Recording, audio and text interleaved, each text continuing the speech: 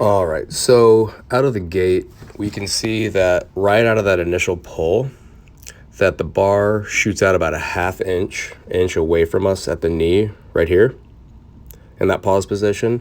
And then also the back angle changes quite considerably from the start position to that pause position. So general recommendations for that, out of the bottom, focus on, again, creating rigidity in your upper back, keeping that as stable as possible.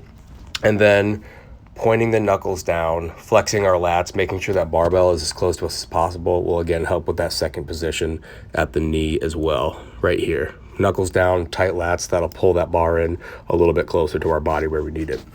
That will bleed into the second error, which as the bar comes up, it goes straight up and our hips end up having to come all the way to the bar here, which creates this big forward jump where if you pay attention to the feet in this position, again, you jump forward by a couple inches or so. So some of these errors precipitate other errors. So in this instance, going back to coming out of the pause into the extension, some things to focus on. Keeping those lats tight, keeping that heel down also out of the bottom, and then bringing the bar into us as we begin to extend. Because in this position right here, you brought your hips all the way to the bar, which caused this big forward rotation on the bar out in front of us. So again, tight lats, keep it pulled taut, pull the bar into you as you begin to extend. And that will also help with this third error where you'll notice right about here, your heels are already starting to come up and the barbell is, if this was about where we want contact, somewhere in here, and that barbell is about making contact right here, so quite low. We want that extension to occur, so heels down until right about this position right here, right? And obviously our heels are already coming up. So that will get me into the next issue here. As we extend right here, our elbows are already turning over right here. So we want those elbows to get up quite a bit higher, a lot like our high pulls that we do in training are.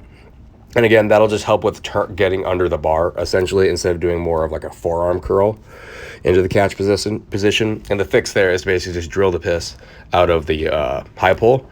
And we'll get into that when we get into kind of movements and recommendations in that regard. The final error is in the catch position right here. You'll notice if we draw a straight line straight down from the bar, that the quadriceps, the knees are quite a bit forward.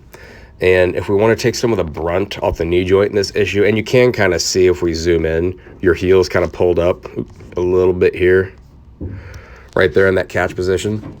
So again, what we would like to do is push them hips back a little bit on the catch position. We'll just kind of divide the work up a little bit more between your glutes and your quadriceps. So, and the fix for that is naturally just get your butt back on the catch, get them elbows up as high as you can in that position, and it'll split the work a little bit. Recommended movements, pause cleans, like just what you're doing in this video, are a good movement, but I think what will help with those is if we add in front banded deadlifts, which is essentially a deadlift with a band in front or two bands. And essentially what that's doing is trying to pull the bar away from you, and that will teach you to keep that bar pulled tight into you, which will help with your extension and that start position. In addition, I think high pulls with a little bit more load would be quite beneficial in this instance as well. Because I know we do them in as the progressions with no weight on the bar, but when you start to get weight on the bar, sometimes it can make a little bit more sense and be a little more helpful with the movement pattern if you do the high pulls with some weight on the bar.